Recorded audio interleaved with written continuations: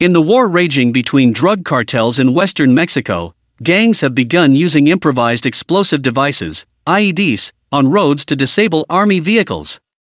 The self-defense movement in the town of Tepalcatepec, in western Michoacan state, said improvised landmines severely damaged an army armored car late last week. A spokesman for the movement, which is battling the Jalisco cartel, supplied photos showing a disabled army light armored vehicle on a road with damage he said was caused by such a mine. The spokesman, who refused to reveal his name for fear of reprisals, said the explosion happened last Saturday in the town of Taixtan, near Tepalcatepec, where locals have been battling Jalisco gunmen for months. The warring gangs already frequently use homemade armored cars and drones modified to drop small bombs. But it would be the first time IEDs have been successfully used by cartels in Mexico. The Mexican army did not respond to a request for specific comment on the IEDs.